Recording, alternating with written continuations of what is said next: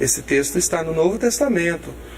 Tem a ver com a questão da prosperidade. Por que muitas pessoas não prosperam? Porque, assim, existe alguns equívocos, existem alguns exageros com relação a essa questão da prosperidade hoje no meio da igreja, um apelo muito grande, onde algumas pessoas elas estão ensinando até mesmo que todo mundo vai ser rico. Bom, isso não é bem assim. Se você disser que todo mundo vai ser próspero, isso é uma verdade. Por quê?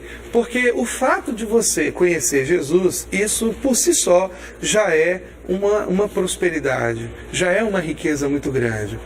E a verdade é que quando a pessoa ela se converte de verdade, ela tem uma experiência verdadeira com Deus, a vida dela é abençoada, ela vai sendo abençoada, ela vai prosperando, ela vai crescendo, ela vai tendo sabedoria para lidar com seus recursos, não apenas com os dízimos, com aquilo que ela oferece para Deus, mas principalmente com aquilo que ela está debaixo da sua responsabilidade, vamos por assim dizer, de gastar, né, os 90%. Então ela recebe muita sabedoria, ela recebe direção de Deus, além do mais ela para de gastar o seu dinheiro de forma dissoluta, né, naquilo que não é pão, como a Bíblia fala, né, naquilo que não vai trazer nenhum retorno para ela, né? Ela para de gastar o seu dinheiro de uma forma errada. Então ela vai prosperando. Naturalmente, uma pessoa cristã, a tendência dela é prosperar, né? Ela é prosperar. Então os filhos começam a crescer com saúde, a esposa começa a servir a Deus, se torna uma mulher sábia, submissa, como Provérbios 14:1 fala, como Provérbios 31 fala da mulher virtuosa, Provérbios 14 fala da mulher sábia que edifica a sua casa, Pedro fala do homem, né, que passa a conviver com a mulher com entendimento, dando honra para ela como vaso mais frágil, como coerdeira da graça de Deus, né? Então tudo muda na vida de uma pessoa que entrega a sua vida para Jesus, não é verdade? Tudo muda e sempre muda para melhor. Claro que nós enfrentamos dificuldades, lidamos com enfermidades, lidamos com doenças, com problemas, com lutas, mas é fato que quando uma pessoa se converte, ela recebe capacitação do alto para viver uma vida melhor.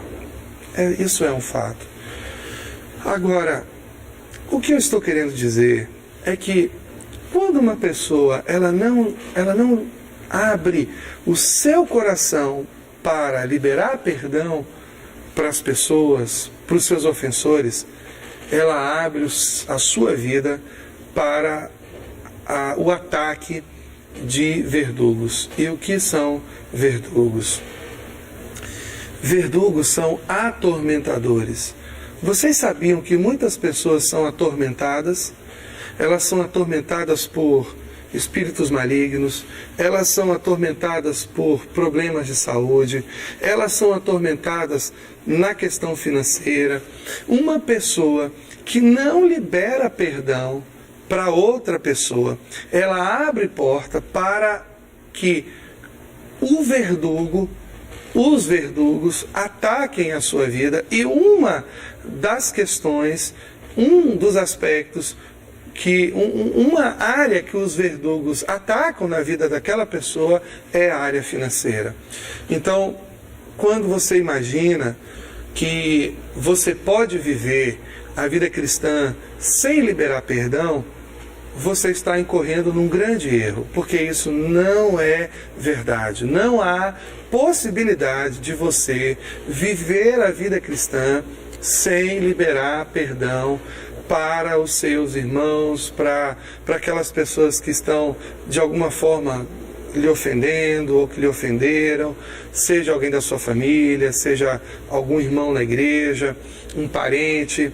E é engraçado porque isso atrapalha bastante a nossa vida. A gente sempre vai ter que lidar com essa questão.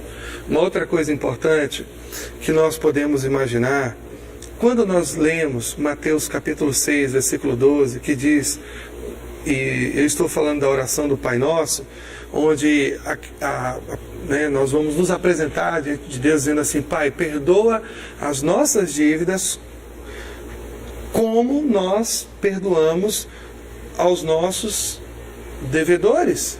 É assim que a gente ora. E quando a gente imagina o verso 14,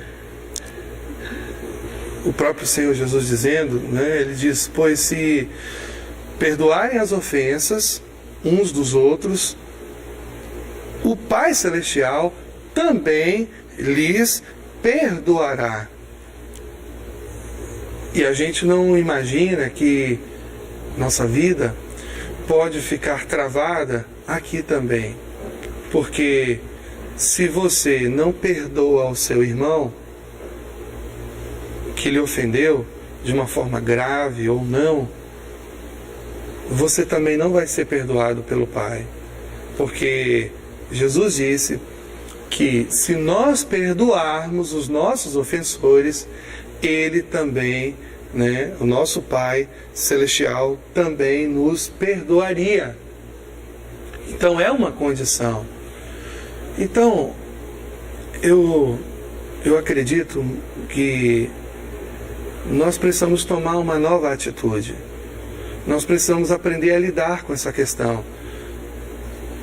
E entender que não somente na questão da saúde, não somente na questão financeira, mas também os nossos pecados. Você pode imaginar uma pessoa na igreja que vai adorar a Deus e que cometeu diversos erros durante o dia, seja por palavras, seja por pensamentos, seja por atitudes. Você pode imaginar uma pessoa que vai entrar numa reunião de adoração, num culto de oração, num culto de celebração, e ela vai chegar diante de Deus e vai dizer assim: Senhor, perdoa os meus pecados. Pai, hoje eu errei, eu pequei contra o Senhor, eu falei algo que eu não deveria, ou então eu agi de uma forma bruta, eu fui muito estúpido, né, com a minha esposa, ou com um filho, ou então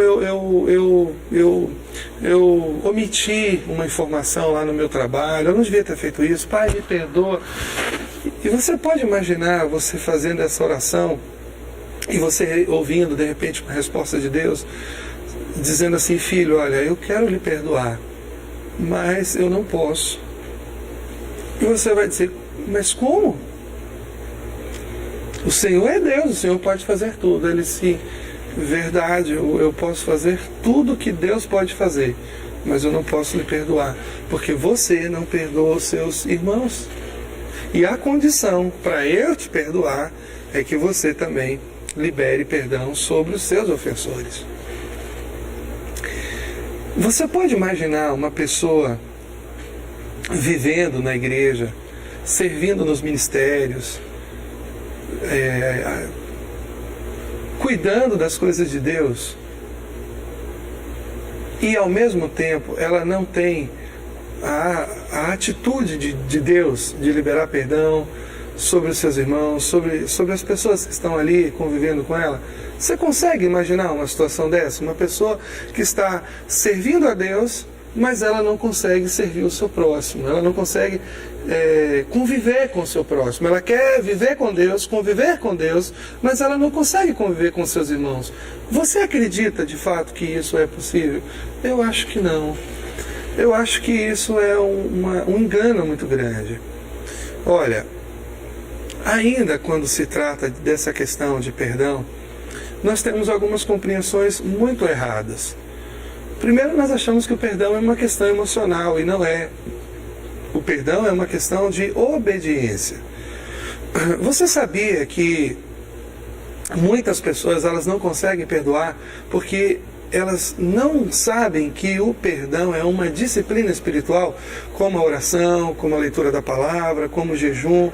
O perdão, ele se enquadra, ele se encaixa dentro do aspecto da disciplina espiritual. Você precisa exercitar a oração, a leitura da palavra, você precisa exercitar o jejum. Da mesma forma, você precisa exercitar o perdão. Você precisa aprender a diariamente perdoar os seus irmãos. Só que a gente acha que o perdão é uma questão apenas emocional. Muita gente diz assim, quando eu não sentir mais a raiva, o ódio, quando eu tiver vontade, eu perdoo. Um dia eu perdoo, agora eu não perdoo, mas um dia eu vou perdoar. E a gente associa a nossa negativa ao nosso sentimento. A gente faz essa associação. Se eu estou sofrendo e eu estou sentido ou ressentido, então eu não posso liberar perdão. E isso se enquadra perfeitamente com a palavra de Efésios, que nós lemos, capítulo 4, no versículo 32. E a gente já falou sobre isso. Então, a gente vai perceber que as pessoas, elas têm um entendimento equivocado a respeito disso. Elas associam o perdão à questão sentimental. Se elas estiverem com dor, se elas estiverem sofrendo por causa daquele pecado que aquela pessoa cometeu, né, então elas acham que elas não podem perdoar. Mas existe um aspecto importante que a gente precisa aprender. Olha, primeiro, a gente toma uma decisão, mesmo com o coração magoado, mesmo com o coração ressentido, mesmo triste com aquela pessoa, você não vai ser hipócrita de virar para a pessoa e dizer assim, meu irmão, está tudo bem, eu estou feliz com você, porque não está. O pecado dói mesmo, o pecado agride, o pecado é alguma coisa que nos machuca. Não é verdade?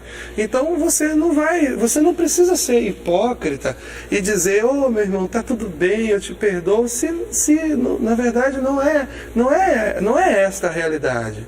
Então, o que a gente precisa fazer? Olha, eu ainda estou magoado com você, o que você fez foi grave, me feriu, me machucou, mas eu quero liberar perdão sobre a sua vida. Eu estou orando a Deus para tirar do meu coração todo esse ressentimento, toda essa dor, toda essa mágoa. E eu quero te dizer aqui que mesmo sentindo dor, mesmo magoado, mesmo ferido, eu estou decidindo liberar perdão para você. Quando você toma essa atitude, algo espiritual acontece na sua vida. Deus começa a trabalhar no seu coração. E aí acontece algo interessante, porque outro aspecto também é que muitas pessoas dizem assim, pastor, eu perdoo, mas eu não vou esquecer, eu não esqueço isso. Ora, existe um aspecto questionável nessa declaração. Porque Deus, Ele tem uma mente muito melhor do que a nossa. Deus tem uma capacidade, Ele é soberano, Ele é onisciente, Ele tem todo o conhecimento. E a Bíblia fala que Ele esquece. Quando a palavra do Senhor diz, porque serei misericordioso para com as suas iniquidades e de seus pecados e de suas prevaricações, não me lembrarei mais. Por que Deus fala isso? Que Ele vai lançar os nossos pecados nas profundezas do mar? Porque Ele não tem interesse mais neles, em lembrar deles. E Hebreus, que eu acho que é um dos textos mais interessantes, mais precisos sobre esse assunto, quando fala que Deus nos perdoa as nossas prevaricações, perdoa as nossas iniquidades, e ele não se lembra mais delas, dos nossos pecados, dos nossos pecados. Isso traz para nós uma compreensão de que nós também podemos viver essa verdade. Claro que nós não vamos esquecer, daquilo que aquela pessoa fez com a gente de uma forma amnésica. Eu vou usar um neologismo aqui, como se a gente o Espírito Santo fosse apagar passar uma borracha na nossa mente e a gente esquecesse daquela atitude, daquela situação que ocorreu. Não, isso não vai acontecer. Mas, quando a Bíblia diz que Deus ele se esquece dos nossos pecados, o que de fato o texto bíblico está querendo dizer é que Deus não usa isso contra nós mais. Que Deus não usa isso de novo contra nós. E tem um outro aspecto interessante que é o seguinte: quando nós liberamos perdão e nós obedecemos o mandamento, primeiro nós perdoamos com dor. A gente perdoa, mas ainda a gente sente. Mas o Espírito Santo de Deus ele vai trabalhando no nosso coração. Ele vai trabalhando na nossa alma. E com o passar do tempo, e com a permissão que nós damos ao Espírito de Deus, pela nossa atitude de obediência, de ter liberado o perdão, Deus vai trabalhando no nosso sentimento. E agora é interessante porque a gente lembra, mas a gente não sente mais dor. É exatamente esse o sentido da palavra de Deus quando diz que Deus ele não se lembrará mais dos nossos pecados.